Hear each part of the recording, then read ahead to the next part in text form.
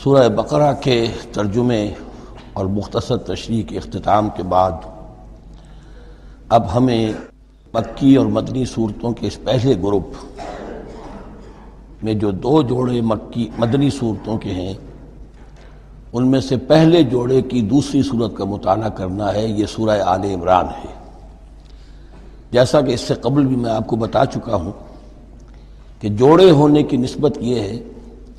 کہ ان دونوں چیزوں میں گہری مشابہت بھی ہو، مرد اور عورت بہت مشابہت بھی ہے لیکن کچھ فرق بھی ہو، اور جو فرق ہو وہ ایسا ہو کہ جس سے ایک دوسرے کے لیے کمپلیمنٹری ہو، ایک دوسرے سے مل کر کسی مقصد کی تکمیل ہوتی ہو۔ یہ نسبت زوجیت کی حقیقت ہے۔ اب آپ دیکھیں گے مشابہتیں جو ہیں بہت نمایاں جو سورہ بقرہ میں اور سورہ آل عمران میں ہیں کہ دونوں شروع ہوئی ہیں الف لام میم سے۔ دونوں کے شروع میں قرآن مجید کی عظمت کا بیان ہے، اگرچہ سورہ آل عمران میں اس کے ساتھ ہی تورات اور انجیل کا بیان بھی ہے۔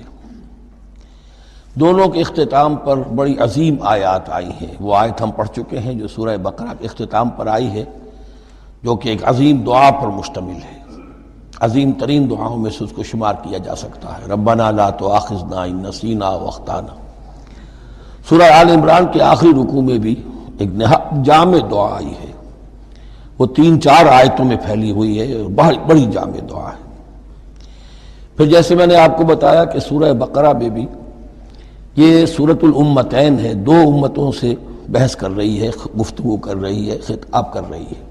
یہی معاملہ سورہ آل عمران کا بھی ہے، لیکن یہ فرق ہے کہ سورہ بقرہ میں زیادہ گفتگو ہے یہود کے بارے میں، اور سورہ آل عمران میں زیادہ گفتگو ہے نصارہ کے بارے میں۔ تو گویا کہ اس طرح وہ تکمیل ہو رہی ہے کہ اہل کتاب کا جو ایک طبقہ تھا اور اہم تر طبقہ تھا یہود، دینی اعتبار سے ان کی اہمیت زیادہ تھی، چاہے تعداد میں وہ کم تھے اور کم ہے، لیکن یہ کہ دینی اعتبار سے ان کی اہمیت زیادہ رہی ہے۔ دوسرا طبقہ ہے یہ عیسائیوں کا،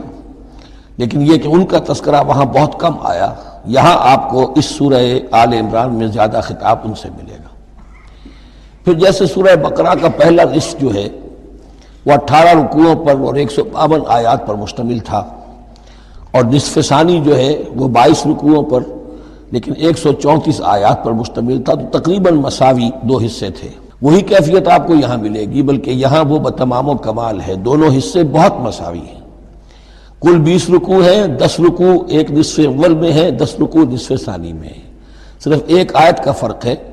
کہ پہلے 10 رکوعوں میں 101 آیات ہیں اور دوسرے 10 رکوعوں میں 99 آیات ہیں۔ پھر جیسے وہاں 3 حصے ہیں نصف اول کے، ویسے ہی یہاں بھی 3 حصے ہیں نصف اول کے، لیکن یہاں رکوعوں کی تقسیم نہیں ہے بلکہ آیات کی ہے۔ پہلی 32 آیات میں تمہیدی کلام ہے، جیسے کہ 4 رکوع سورہ بقرہ کے، اگرچہ وہاں روح سخن ابتدا ہی سے یہود کی طرف ہو گیا تھا، یہاں روح سخن ابتدا ہی سے نصارہ کی طرف ہے، لیکن یہ کہ یہاں کی 32 آیات اسی طرح تمہیدی کلام پر مشتمل ہے جیسی کہ سورہ بقرہ کے 4 رکوع۔ پھر یہاں 31 آیات براہ راست خطاب ہے نصارہ سے، خاص طور پر حضرت عیسیٰ علیہ السلام کی ولادت کن حالات میں ہوئی، کیا ان کا مقام اور مرتبہ تھا، کیا ان کی اصل حیثیت تھی، پھر یہ کہ ان کے ساتھ کیا معاملہ ہوا۔ یہ حصہ نازل بھی ہوا ہے سن 9 ہجری میں، جو شامل یہاں کر دیا گیا ہے، حالانکہ اس سورہ مبارکہ کا اکثر و بیشتر حصہ جو ہے وہ سن 3 ہجری میں غزوہ احد کے بعد نازل ہوا ہے، لیکن یہ کہ یہ حصہ جو ہے 31 آیات پر مشتمل نازل ہوا سن 9 ہجری میں۔ نجران ایک بستی تھی عرب کے جنوب میں یمن کی طرف، اور وہاں عیسائی آباد تھے، تو وہاں کے عیسائیوں کے سردار اور ان کے جو بڑے لاٹ پادری تھے وہ کچھ 70 عیسائیوں کا ایک وفد لے کر آئے حضور کی خدمت میں مدینہ منورہ میں، بات سمجھنے سمجھانے کے لیے کہ آپ کس بات کی دعوت دے رہے ہیں، اور کئی دن مقیم رہے اور بات پوری سمجھ بھی لی، خاموش بھی ہو گئے، پھر بھی بات نہیں مانی تو حضور نے مباہلے کی دعوت دی، اس چیلنج کو قبول کیے بغیر وہاں سے چلے گئے۔ لیکن یہ کہ بہرحال انہوں نے جو ترتیب جس شدت کے ساتھ ہونی چاہیے تھی ان کی طرف سے وہ بھی نہیں کی، یہ شرافت کا انہوں نے مظاہرہ کیا۔ بہرحال یہ 9 رکوع، یہ جو 31 آیات ہیں سن 9 میں نازل ہوئی۔ یہی نوٹ کر لیجئے کہ سورہ بقرہ کی بھی ایک بات میں بتانے سے میں بھول گیا اس وقت کہ یہ جو سود سے متعلق احکام ہیں، جو رکوع ہے، جو 38واں رکوع ہے سورہ بقرہ، یہ بھی تقریباً سن 9 میں نازل ہوا ہے۔ گویا کہ وہ مشابہت بھی موجود ہے کہ اگرچہ سورہ بقرہ کا اکثر و بیشتر حصہ غزوہ بدر سے قبل نازل ہوا، لیکن اس میں بھی کچھ آیات وہ ہیں جو سن 9 ہجری میں نازل ہوئی ہیں اور سود کے بارے میں آخری حکم ہے۔ اسی طریقے سے یہاں جو یہ نجران کے عیسائیوں سے خطاب کے لیے جو آیات نازل فرمائی گئیں، یہ سن 9 میں نازل کی گئیں، لیکن شامل ہے سورہ آل عمران میں کہ جس کا اکثر و بیشتر حصہ سن 3 ہجری میں غزوہ احد کے بعد نازل ہوا ہے۔ پھر جیسے سورہ بقرہ کے نصف اول کا جو آخری تیسرا حصہ تھا، وہ 15واں 16واں 17واں 18واں رکوع، اس میں یہ کہ حضرت ابراہیم کا ذکر تھا، خانہ کعبہ کا ذکر تھا، اسی طریقے سے وہی بات یہاں ملے گی آپ کو۔ اور یہاں اب اہل کتاب کو دعوت دی گئی ہے اسی انداز میں جیسے کہ وہاں 16ویں رکوع میں سورہ بقرہ کے دی گئی ہے۔ یہ تیسرا حصہ جو ہے نصف اول کا، یہ 38 آیات پر مشتمل ہے، بہت جامع آیات ہیں، بہت اہم آیات ہیں۔ اس کے بعد نصف ثانی شروع ہو جاتا ہے جس میں کہ یا ایھا الذین آمنوا، جیسے 19ویں رکوع سے شروع ہوا سورہ بقرہ میں یا ایھا الذین آمنوا استعینوا بالصبر والصلاۃ ان اللہ مع الصابرین،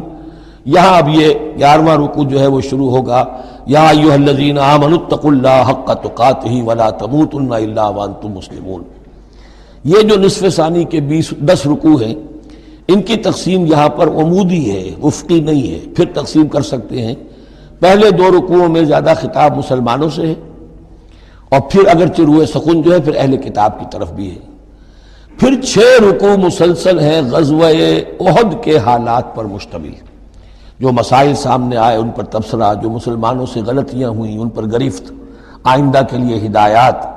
تو یہ پورے 60 آیات ہیں تقریباً، اور 6 رکوعوں پر پھیلی ہوئی ہیں۔ یہ سب کے سب یوں سمجھیے کہ قرآن مجید کا ایک مستقل باب ہے، چیپٹر ہے غزوہ احد، اس کا عنوان ہو سکتا ہے، لیکن قرآن میں اس طرح سے چیپٹر بنائے نہیں گئے ہیں، بلکہ یہ صورتیں ہیں کہ جو میں نے جیسا کہ ابتدا میں عرض کیا تھا تعارف قرآن کے ضمن میں کہ یہ مجموعہ خطبات الہیہ ہے، ایک خطبہ نازل ہو رہا ہے اور اس کے اندر جو مضامین آ رہے ہیں، لیکن ان میں ربط اور ترتیب ہے۔ اس ربط اور ترتیب پر توجہ اب تک کم ہوئی ہے، لیکن اب اس دور میں قرآن حکیم کے علم و معرفت کا یہ پہلو بھی اب زیادہ نمایاں ہوا ہے کہ اس میں بڑا نظم ہے، نظام القرآن، اس کے اندر تنظیم ہے، اس میں آیات کا آپس میں ربط ہے، سورتوں کا سورتوں سے ربط ہے، اور ایسے ہی یہ جو ہے الٹ اب کلام نہیں ہے۔ پھر آخری 2 رکوع، وہ ان میں سے ایک تو جو ہے آخری رکوع وہ تو بہت ہی جامع ہے،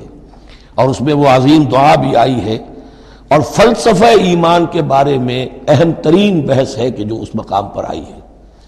اور اس طریقے سے، اور جو اس سے پہلے کا رکوع ہے 19واں رکوع، وہ بھی در حقیقت کنکلوڈنگ جس کو کہا جاتا ہے، سم اپ کرتے ہوئے پوری سورہ مبارکہ کے مضامین کو، بڑے جامع مضامین پر مشتمل ہے۔ تو اس طرح آپ دیکھیں گے، اور جگہ جگہ آپ دیکھیں گے کہ بعض اوقات تو الفاظ وہی آ رہے ہیں، وہی انداز ہے۔ وہاں بھی کہا گیا تھا مسلمانوں تم کہو ہم ایمان رکھتے ہیں اللہ پر اور جو کچھ ہم پر نازل کیا گیا اور جو کچھ ابراہیم پر اور اسحاق پر، وہی آپ کو آیات یہاں بھی ملیں گی۔ حضرت ابراہیم کا ذکر وہاں ہے، یہاں بھی ملے گا۔ یہود پر ضربت علیہم الذلۃ والمسکنہ والی آیت وہ یہاں بھی آئے گی۔ ذرا ترتیب کا فرق ہے، یہ متشابہ کہلاتے ہیں، قرآن مجید میں متشابہ، اور یہ حفاظ کے لیے